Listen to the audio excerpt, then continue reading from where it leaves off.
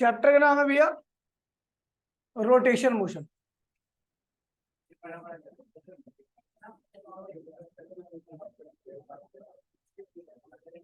ओए, rotation motion chapter का नाम है, ठीक है भैया, रोटेशन मोशन। पहला जो टॉपिक है इस चैप्टर में वो है पार्टिकल। पार्टिकल पार्टिकल क्या होता है भैया? जिसका साइज क्या होता है भैया? साइज फाइनाइट होता है। क्या होता है? फाइनाइट मतलब मेजरेबल, सॉरी, जिसका मास क्या होता है भैया? मास फाइनाइट होता है। फाइनाइट मतलब मेजर कर सकते हो आप उसको, ठीक है, उसका मेजरमेंट किया जा सकता है। लेकिन जिसका साइज क्या होता है? नेग्लेजिबल होता है। क्या होता है? नेग्लेजिबल। उसको हम क्या कहते हैं भैया? पार्टिकल। उसको हम क्या कहते हैं भैया? मतलब बहुत छोटा चीज जिसका साइज तो मेजर नहीं किया सकता लेकिन उसके पास मास हो कुछ, उसको हम क्या कहते हैं भैया? पार्टिकल कहते हैं। फिर आता है भैया सिस्टम। क्या आता है? System. The group of particle. Particle के ग्रुप को हम क्या कहते हैं भैया? सिस्टम। ठीक है भैया। और उसके बाद आता है भैया इंटरनल फोर्स। क्या आता है? Internal force. ये क्या होता है भैया? तो ये वो फोर्स होता है जो पूरे सिस्टम को क्या करता है? होल्ड करके रखता है, मेंटेन करके रखता है, ठीक है। बना जैसे कुर्सी है, कुर्सी एक पार्टिकल नहीं है, वो क्या है? सिस्टम है। लेकिन सारे पार्टिकल्स जुड़े हुए हैं तब कुर्सी बन पाई है। तो उसको जिस फोर्स ने होल्ड कर रखा है उसी को हमने क्या बोला? Internal force. The force which hold the system. और acceleration due to internal force क्या होता है? Internal force. Acceleration due to internal force क्या होता है भैया? क्या होता है? जीरो। इंटरनल फोर्स की वजह से आपने देखा कोई कुर्सी जो है उनके मॉलिक्यूल्स के बीच में इंटरनल फोर्स लग रहा है, क्या वो कुर्सी एक्सीलरेट करती है? नहीं करती, वो अपनी जगह पे रेस्ट में रहती है, ठीक है भैया। तो इंटरनल फोर्स केवल क्या करता है? सिस्टम को होल्ड करके रखता है, उसकी वजह से किसी प्रकार का एक्सीलरेशन नहीं आता, ठीक है। अगला है क्या? अगला क्या कह रहा तुम्हें तुम्हें क्या कहना? Centre of mass. Centre of mass क्या होता है? ध्यान दीजिए भैया, सेंटर ऑफ मास। अच्छा, एक्सटर्नल फोर्स क्या है? External force. External force. अब ये क्या होता है? तो भैया ये जब सिस्टम पे लगता है तो ये सिस्टम को क्या करता है भैया? एक्सेलरेट करा देता है, उसकी स्टेट को चेंज करता है। चल रही है तो रोक देगा, रुकी है तो चला देगा, सीधा चल रही है तो उसकी डायरेक्शन को क्या करेगा? तो एक्सटर्नल फोर्स की वजह से ही क्या होता है? बॉडी एक्सेलरेट करती है। इंटरनल फोर्स की वजह से body accelerate. The force which change the state of system, ठीक है भैया। या the force which accelerate the system. वो फोर्स जो बॉडी की स्टेट को चेंज कर दे, या वो फोर्स जो बॉडी के बॉडी को एक्सेलरेट करा दे, उसे हम क्या कहते हैं भैया? External force. क्या कहते हैं? External force. और ये ध्यान रखना भैया, जो एक्सटर्नल फोर्स होता है वो हमेशा बॉडी के मास के इनटू में बॉडी के एक्सेलरेशन के प्रोडक्ट के क्या होता है भैया? बराबर होता है। मास ऑफ बॉडी इनटू में एक्सेलरेशन ऑफ बॉडी क्या होता है भैया? हमेशा एक्सटर्नल फोर्स के बराबर होता है, इंटरनल फोर्स, ठीक है। अगला है आपका टॉपिक भैया सेंटर ऑफ मास। क्या है? Centre of mass. Centre of मास। देखिए, मैं इस कॉपी की बात करूं तो कॉपी का मास हर जगह पर डिस्ट्रीब्यूटेड है, हर जगह पर है ना। लेकिन एक ऐसा पॉइंट होगा जहां पर सारे मास का इफेक्ट उस सिंगल पॉइंट पर होगा, ठीक है। ये बॉडी का, इस कॉपी का जो मास है वो हर जगह पे डिस्ट्रीब्यूटेड है, लेकिन इसमें एक ऐसा भी पॉइंट होगा जहां पर अगर आप हाथ लगाओगे तो आपको सारा मास महसूस हो जाएगा। वो पॉइंट ये तो नहीं हो सकता किनारे, इधर भी किनारे नहीं सकता, वो पॉइंट क्या होता है? हमेशा सेंटर पे होता है। जब आप यहाँ पर लगाओगे ना तो आपको इस पूरे कॉपी का मास महसूस होगा, ठीक है भैया। तो इसी पॉइंट को हम क्या कहते हैं भैया? सेंटर ऑफ मास कहते हैं। इसके अलावा कहीं और लगाओगे तो आपको मास पूरा महसूस नहीं होगा, कम लगेगा, ठीक है। लेकिन जैसे आप सेंटर पे लगाओगे तो क्या होगा, आपको बॉडी का पूरा मास महसूस हो जाएगा। उसी को हम क्या कहते हैं भैया, centre of mass. The point at which whole mass of the body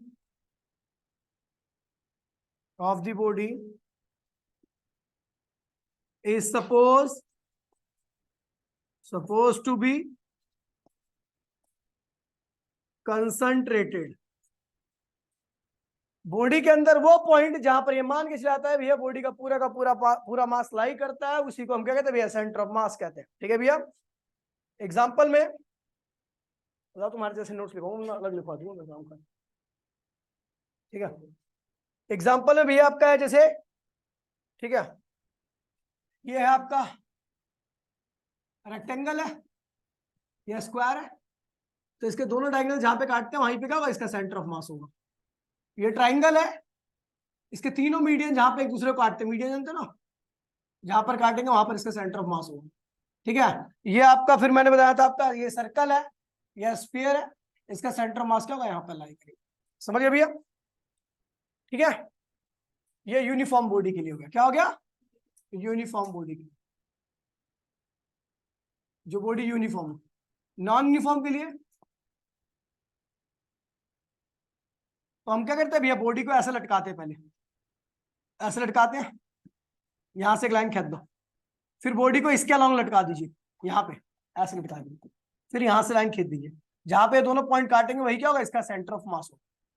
uniform body का तो आप देख के ही बता सकते हो कहां पर होगा सेंटर ऑफ मास, लेकिन नॉन यूनिफॉर्म बॉडी के लिए आपको ऐसा करना पड़ेगा, पहले यहां से लटकाओगे, फिर बॉडी को यहां से लटकाओगे, जहां पर दोनों लाइन एक दूसरे को इंटरसेक्ट कर देंगी वही क्या है, सेंटर ऑफ मास है, ठीक है। हो गया, समझ गए, आगे बढ़ू, ठीक है।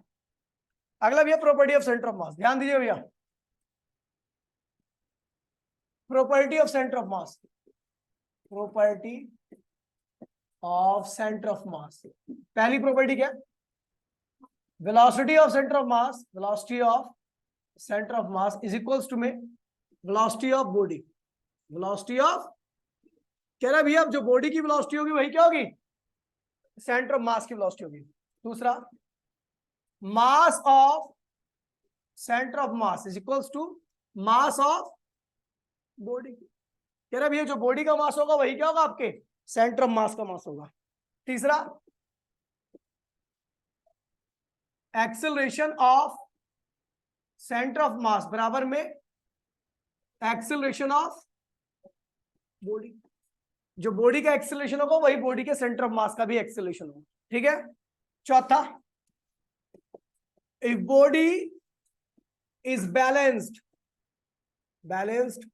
about its center of mass, then net movement in the body is equals to 0। समझिए, देखिए समझिए, कह रहा भैया मैंने क्या किया, इस कॉपी को ऐसा सेंटर ऑफ मास का बैलेंस कर दिया, ठीक है, सेंटर ऑफ मास पे बैलेंस कर दिया इसको, ठीक है। अगर हवा नहीं चलेगी, हवा चल रही है थोड़ी बहुत, मेरा हाथ हिल रहा है, इस वजह से इसके अंदर मूवमेंट हो रही है। बाकी अगर आप इस बॉडी को अगर ऐसा उंगली पे ऐसा एकदम स्ट्रेट ले लो ना, और हवा ना चले, मेरे हाथ में कोई फ्लक्चुएशन ना हो, तो इसके अंदर किसी प्रकार की कोई मूवमेंट नहीं होगी, ठीक है भैया। अगर बॉडी को सेंटर ऑफ मास के अलॉन्ग बैलेंस कर दिया जाए तो उसके अंदर किसी प्रकार की कोई मूवमेंट नहीं आती। अच्छा, मैं इस कॉपी को फेंक दूं तो कॉपी की जो स्पीड है, कॉपी एक क्या है, बॉडी है, क्या है, तो वही इसके अंदर प्रेजेंट सेंटर ऑफ मास की भी वेलोसिटी होगी। ये अगर मैं इस कॉपी के ऊपर फोर्स लगा के फेंकू तो ये कॉपी क्या करेगी, एक्सेलरेट करेगी, क्या करेगी, तो इस कॉपी का एक्सेलरेशन बराबर में सेंटर ऑफ मास का एक्सेलरेशन। ये बात ध्यान में, समझ गए भैया।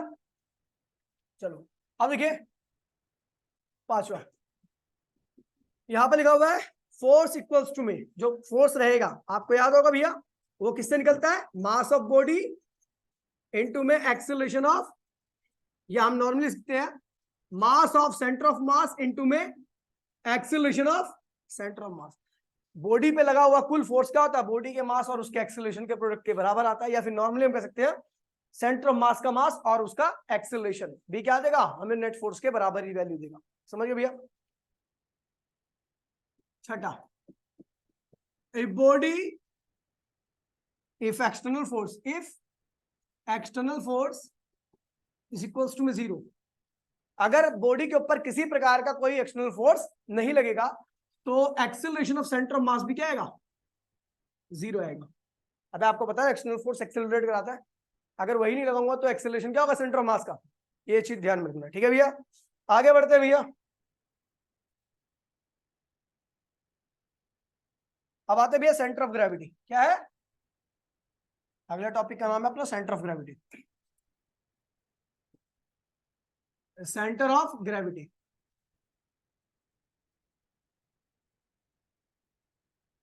Centre of gravity. तो भैया ग्रेविटी मतलब क्या होता है, वेट। क्या होता है, वेट। जहां पर पूरी बॉडी का वेट, एक ऐसा पॉइंट होता है, वेट तो हर जगह पे ही होता है ना बॉडी का, हर जगह मास है तो वेट भी होगा, लेकिन एक ऐसा पॉइंट होता है जहां पर पूरी बॉडी का वेट आपको महसूस हो सकता है, उसी पॉइंट को हम क्या कहते हैं भैया, सेंटर ऑफ ग्रेविटी। क्या कहते हैं, द पॉइंट इनसाइड या the point at which whole weight of the system is supposed to be concentrated. This point is known as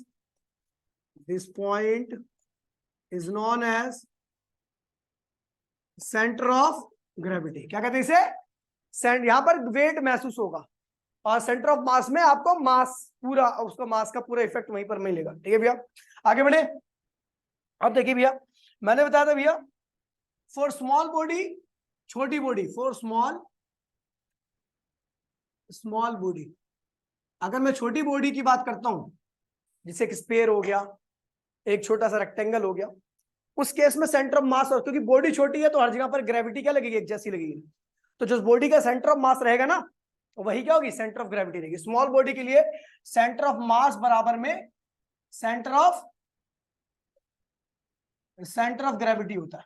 छोटी बॉडी के लिए सेंटर ऑफ मास और सेंटर ऑफ ग्रेविटी क्या होते हैं भैया, दोनों आइडेंटिकल होते हैं। क्या होते हैं, सेम होते हैं। लेकिन जब मैं बड़ी बॉडी की बात करता हूं, ध्यान दीजिए भैया, बड़ी बॉडी की बात करता हूं, जैसे माउंटेन हो गया, ठीक है, तो उसकी हाइट बहुत ज्यादा होती है, और आपको बता दूं अलग अलग हाइट पर ग्रेविटी का इफेक्ट क्या होता है, अलग अलग होता है।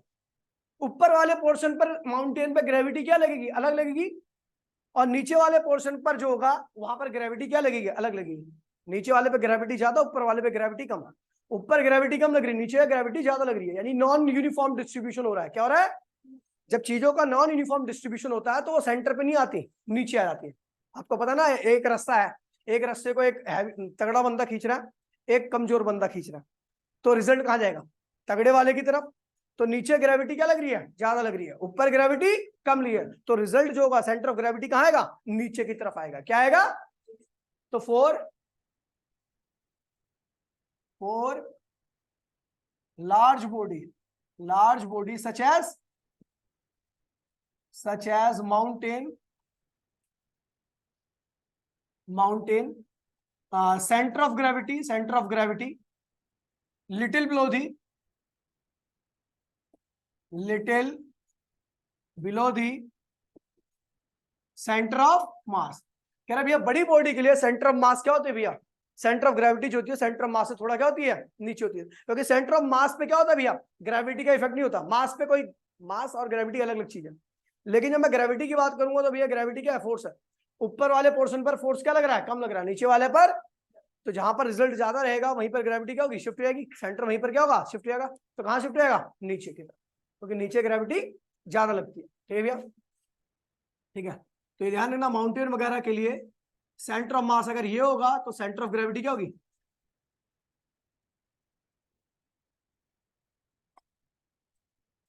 ये भैया थोड़ी नीचे की तरफ हो। समझ गया भैया, क्योंकि नीचे क्या है, due to non uniform effect of gravity.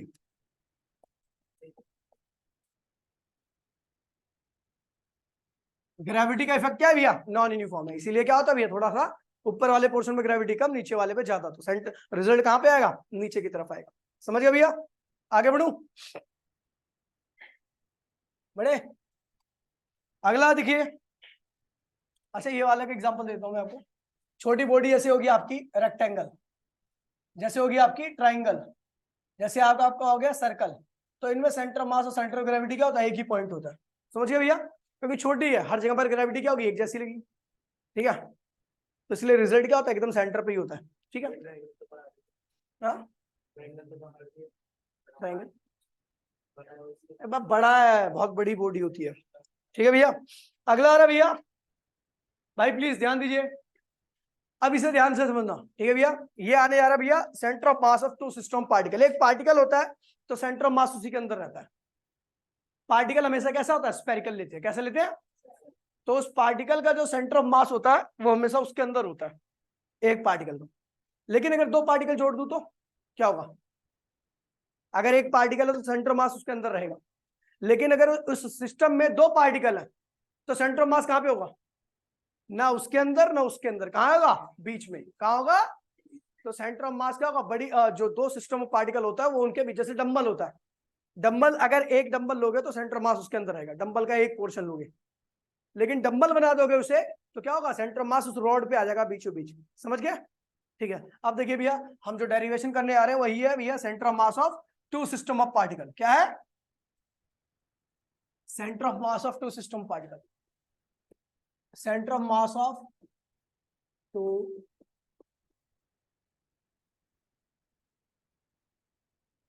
To system of particle. दो पार्टिकल के सिस्टम का सेंटर ऑफ मास कहां पे लाई करेगा? ठीक है, ये एक पार्टिकल है जिसका मास क्या है भैया? m1। क्या है? इसका सेंटर ये रहा, इसका सेंटर ऑफ मास भी क्या होगा? यही हुआ। ये दूसरा पार्टिकल है, इसका सेंटर ऑफ मास क्या होगा? m2। इसका सेंटर ये, इसका सेंटर ऑफ मास भी क्या होगा? यहीं पे लाई करेगा। ठीक है, अब देखिए ये मैंने कोऑर्डिनेट सिस्टम बना दिया। ठीक है, इसके सेंटर ऑफ मास का पोजीशन वेक्टर क्या है भैया? r1। और इसके सेंटर ऑफ मास का पोजीशन वेक्टर क्या है भैया? r2। याद है ना पोजीशन वेक्टर क्या होता है? जो ओरिजिन से स्टार्ट होता है उसी को हम क्या कहते हैं भैया? Position vector. जब तक ये दोनों अलग अलग थे, इसका सेंटर ऑफ मास इसके अंदर, इसका सेंटर ऑफ मास इसके अंदर।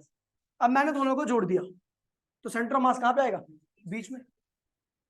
ये क्या कहा? Centre of mass of m1 and, जब दोनों एक साथ हो गए तो सेंटर मास।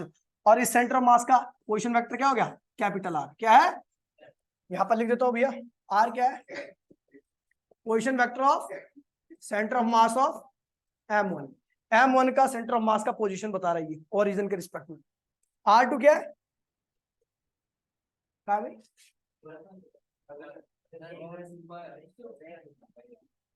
अरे यार आ गया,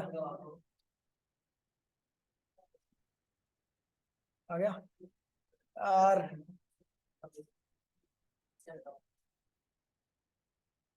ठीक है, दिख रहा भाई? ये बोर्ड पे आ रहा है, देखियो। आ ही रहा होगा, आ ही रहा होगा, वैसे तो आ ही रहा होगा। और देव ये बोर्ड पे आ रहा है? ओ देव, ये बोर्ड पे आ रहा है, देखियो। मैसेज करना, आए ना?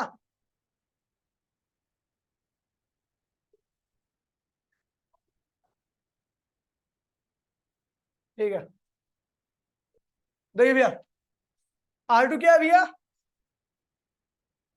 Position vector of centre of mass of m2 का, m2 के सेंटर ऑफ मास का पोजीशन वेक्टर है। ठीक है, और r क्या है?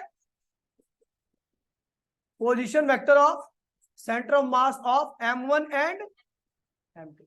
कोई दिक्कत तो नहीं भैया? अब देखिए बन गया डायग्राम। ठीक है, हमने क्या किया भैया? अपने को पता है भैया ये क्या बन चुका है? सिस्टम। ये क्या बन चुका है? जो सिस्टम होता है, जो आपका सिस्टम होगा, तो सिस्टम जुड़ता है एक फोर्स से जिसको मैंने बोला इंटरनल फोर्स। क्या बोला था? तो इस वाले मास को ये वाला मास अपनी तरफ खींचेगा, कितने फोर्स से? F1 force. और इस वाले मास को ये वाला मास खींचेगा अपनी तरफ, कितने फोर्स से? F2 फोर्स से। आपको बता दूं, इंटरनल फोर्स, दो पार्टिकल्स के बीच में लगने वाला फोर्स हमेशा क्या होता है? इक्वल अपोजिट होता है। अगर एक फोर्स 2 न्यूटन का तो दूसरा क्या होगा? -2 न्यूटन का। समझ गए? दो पार्टिकल्स के बीच में आइडेंटिकल फोर्स लगता है। m1 अगर m2 को 2 न्यूटन फोर्स से खींच रहा है तो m2 को m1 क्या करेगा? -2 न्यूटन फोर्स से खींचेगा। तो यहां पर ये ध्यान रखना कि हेयर F1 बराबर में F2, लेकिन क्या होगा, अपोजिट रहेगा, अपोजिट डायरेक्शन रहेगी। समझ गए भैया, दोनों की वैल्यू क्या होगी, सेम रहेगी। ये बन गया सिस्टम, ऐसे सीधा चुपचाप पड़ा हुआ है, ऐसा जमीन पर पड़ा, कुर्सी बन गई है, दो पार्टिकल की कुर्सी बन गई। अब मुझे कुर्सी को हटाना है, हिलाना है, क्या करूंगा, कौन सा फोर्स, एक्शनल फोर्स। इसके ऊपर लगाया मैंने कितना, F1 फोर्स, और इसके ऊपर कितना लगाया, F2 फोर्स, कैपिटल F2। ये दोनों F1 F2 क्या है भैया, क्योंकि ये सिस्टम की स्टेट को चेंज कर रहे थे, क्या है, एक्सटर्नल फोर्स है। क्या है ये, एक्सटर्नल फोर्स है। और ये क्या है भैया, ये दोनों इंटरनल फोर्स है। समझ गए भैया। अच्छा, अब मैं बात करता हूं now total force at M1। M1 पे कुल कितना फोर्स लग रहा है, M1 पे, M1 ये रहा, इसके ऊपर कितना फोर्स लग रहा है, एक ये फोर्स लग रहा है और एक ये लग रहा है, कुल कितना फोर्स हो गया, F1 प्लस स्मॉल f1। कोई दिक्कत तो नहीं है, ठीक है। अच्छा, M1 पे लगने वाला कुल फोर्स आप कैसे निकाल सकते हो, उसके मास इंटू में उसके एक्सेलरेशन। इसके ऊपर कुल कितना फोर्स लग रहा है M1 पे, F1 प्लस स्मॉल f1, और ये किसके बराबर होगा, M1 का मास इंटू में उसका एक्सेलरेशन। और अगर आपको याद होगा तो एक्सेलरेशन क्या होता है ना, छोड़ो, डिफरेंशिएशन मैंने आपको बताया था, अगर आप पोजीशन को एक बार डिफरेंशिएट करोगे तो वेलोसिटी आती है, और उसी को दोबारा डिफरेंशिएट करो क्या होगा। यानी अगर आपको M1 का एक्सेलरेशन निकालना है जो कि A1 है, उसकी पोजीशन को दो बार डिफरेंशिएट कर दो। एक बार करोगे तो क्या आएगा, वेलोसिटी, दोबारा करोगे तो क्या आएगा। तो भैया हमने क्या किया, इसको M1 और A1 की जगह पे हमने क्या लिख दिया, d अपॉन में dt स्क्वायर R1। सीधा एक्सेलरेशन को हमने क्या लिख दिया ये, क्योंकि एक बार R को किया तो क्या आया, वेलोसिटी, दोबारा किया तो, एक बार R को करो, ये R1 क्या है, सेंटर ऑफ मास का पोजीशन वेक्टर। क्या है, फोर्स लगाओगे तो सेंटर ऑफ मास की जगह चेंज होगी, तो फोर्स लगा रहे ना भैया, तो सेंटर ऑफ मास की लोकेशन चेंज होगी, सेंटर ऑफ मास की लोकेशन चेंज होगी तो भैया क्या होगा, पोजीशन भी चेंज होगी। पोजीशन जिस हिसाब से चेंज होती है वही क्या होता है, rate of change of position equals to में वेलोसिटी। और अगर वेलोसिटी आपको पता है फोर्स लगा रहे हो तो इसका मतलब वेलोसिटी भी चेंज हो रही होगी, वेलोसिटी चेंज होती है, rate of change of velocity क्या होता है भैया, एक्सेलरेशन। क्या होता है, तो इसलिए हमने फोर्स लगाया था, तो इस एक्सेलरेशन को हमने क्या किया, एक बार डिफरेंशिएट किया तो क्या है, वेलोसिटी किसकी, सेंटर ऑफ मास की, दोबारा किया तो क्या गया, एक्सेलरेशन किसका, सेंटर ऑफ मास का। क्योंकि मुझे पता है M1 का जो एक्सेलरेशन होगा वही उसके सेंटर ऑफ मास का भी एक्सेलरेशन होगा। ये बताया ना भैया, बॉडी का मास बराबर में सेंटर ऑफ मास का मास, बॉडी की वेलोसिटी बराबर में सेंटर ऑफ मास की वेलोसिटी, बॉडी का एक्सेलरेशन बराबर में, तो यानी जो एक्सेलरेशन आ रहा है इसे आप M1 का भी एक्सेलरेशन बोल सकते हो और उसके सेंटर ऑफ मास का भी एक्सेलरेशन बोल सकते हो। कोई दिक्कत तो नहीं भैया। Similarly total force at F2 वो किसके बराबर है, इसके, वो किसके बराबर होगा, M2, और उसकी पोजीशन को दो बार डिफरेंशिएट करो सीधा। कोई दिक्कत तो नहीं भैया। ये होगी आपकी सेकंड इक्वेशन, ये होगी आपकी फर्स्ट इक्वेशन। समझ गया, on adding first and second equation, on adding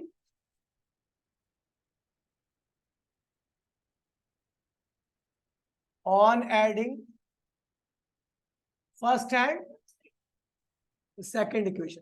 ध्यान दीजिए भैया, फर्स्ट इक्वेशन क्या है भैया, F1 plus small f1, second equation क्या है भैया, F2 प्लस स्मॉल f2, और उधर से देखिए ये किसके था, बराबर था M1 dr1 अपॉन में dt स्क्वायर, स्क्वायर स्क्वायर नहीं होता एक्चुअल में, डी स्क्वायर का मतलब होता है दो बार डिफरेंशिएट किया, और टी स्क्वायर का मतलब होता है टाइम के रिस्पेक्ट में।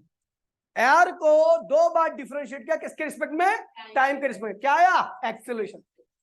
आर को दो बार टाइम के रिस्पेक्ट में डिफरेंशिएशन क्या आता है भैया, एक्सेलरेशन। समझ गया भैया। और अगला क्या आएगा, M2 dr2 अपॉन में dt, यहां पर भी टाइम के रिस्पेक्ट में दो बार डिफरेंशिएट किया।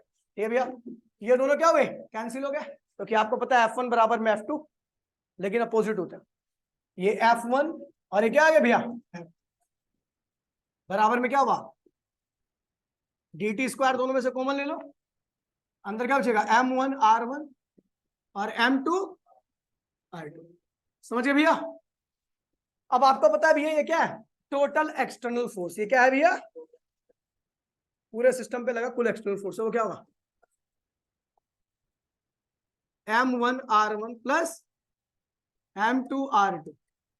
समझ गए भैया, ये होगी आपकी कौन सी इक्वेशन है, थर्ड इक्वेशन। ठीक है, चलो हम जानते हैं भैया, वी ऑल्सो नो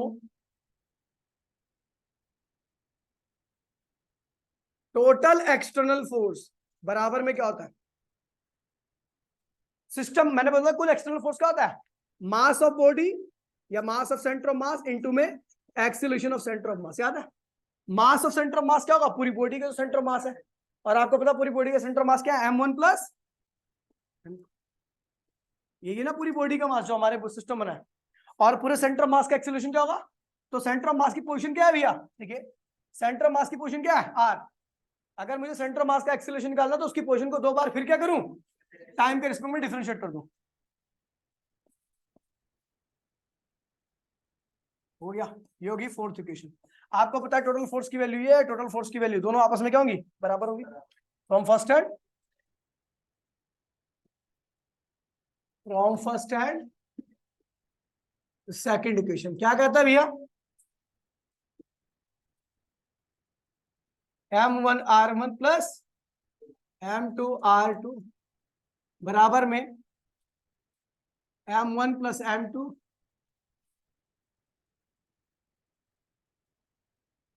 और क्या हुआ, क्या हुआ R। कोई दिक्कत तो नहीं है, ये और ये टर्म क्या होगी भैया, कैंसिल, तो R की वैल्यू क्या आएगी, M1R1 प्लस M2R2 अपॉन में M1 plus, that is the position of centre of मास। ठीक है भैया, वेलोसिटी निकालनी होगी तो क्या करोगे, वेलोसिटी ऑफ सेंटर ऑफ मास, तो क्या करो भैया, इस R की पोजीशन को क्या करो, डिफरेंशिएट कर दो। देखिए ये क्या हुआ, d अपॉन में dt, R की वैल्यू क्या रखी है, M1 R1 plus M2 R2 upon में M1 प्लस M2। ठीक है, मास की टर्म क्या है भैया, कांस्टेंट होती है, क्या होती है, इसका बाहर निकाल दो यहां से, ये क्या होगा M1 प्लस M2, और अब इसका डिफरेंशिएशन होगा तो यहां पर मास तो कांस्टेंट है तो M1 बाहर आ जाएगा, dR1 अपॉन में dt। ऐसी जब इसका होगा तो इसमें से M2 बाहर आएगा, क्या होगा, dR2 अपॉन में dt।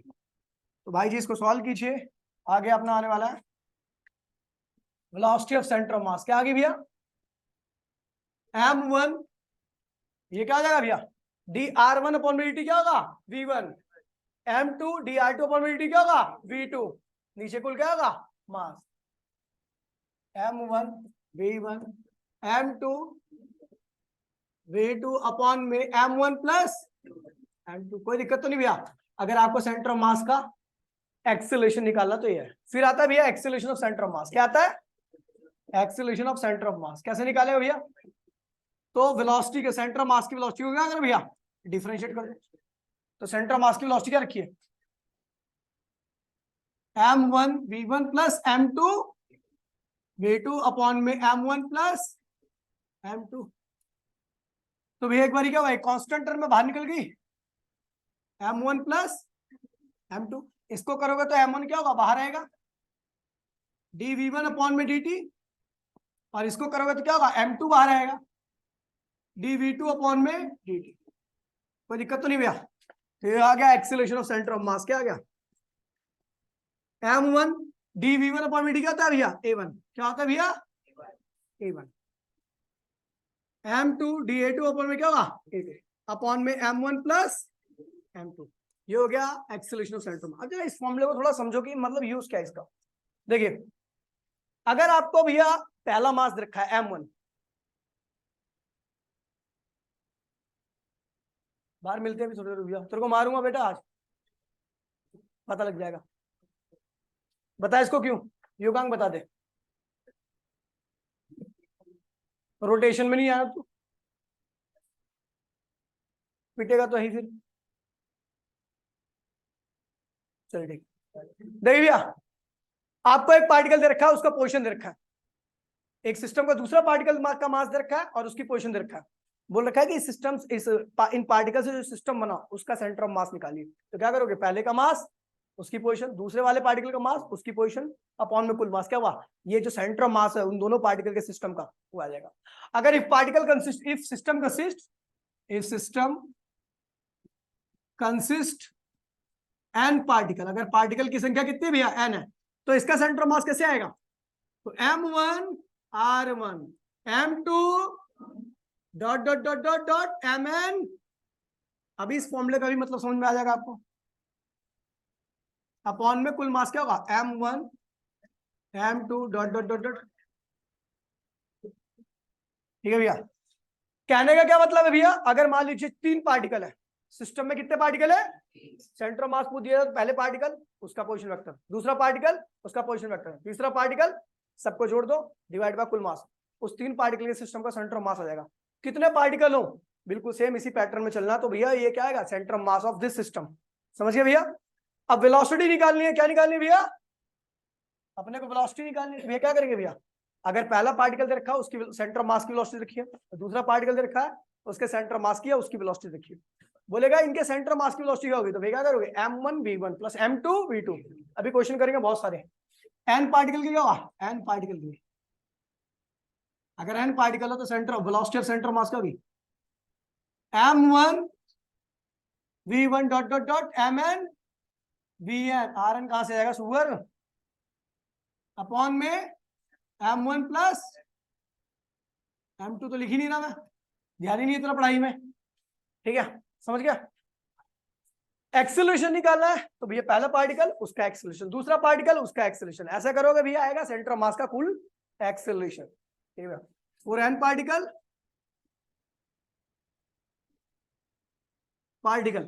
अगर एन पार्टिकल है तो क्या होगा,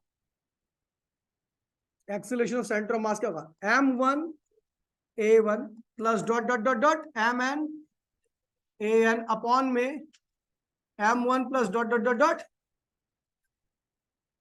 ठीक है, तो ये हो गया भैया आपका acceleration of centre of mass.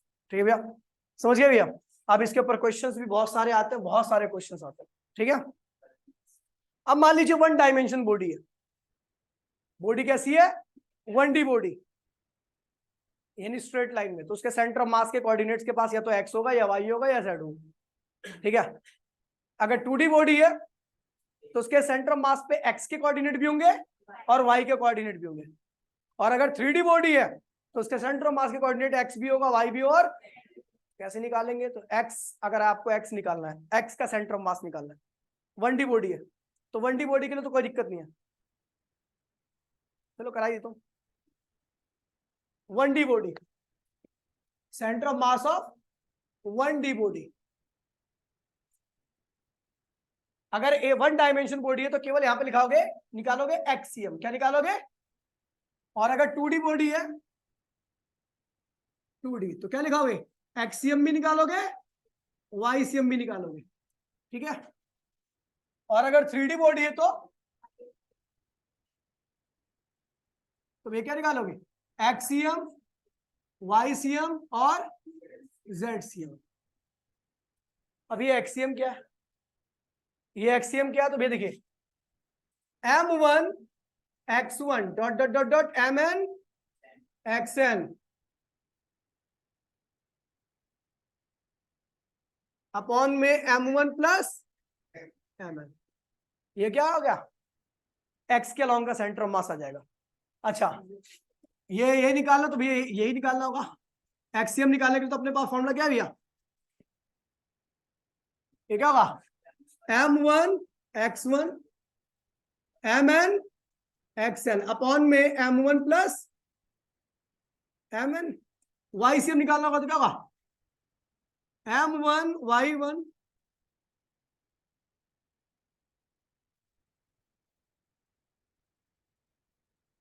Dot dot dot dot mn yn upon में m1 प्लस। अब देखिए भैया एक्सियम हमने निकाल लिया, वाईसीएम निकाल लिया, जेडसीएम निकाल देना यहाँ पर। ठीक है भैया, एक्स का एक्सियम कैसे होगा, ऐसा, इसका वाईसीएम कैसा होगा, ऐसा, जेडसीएम निकालना तो क्या करेंगे,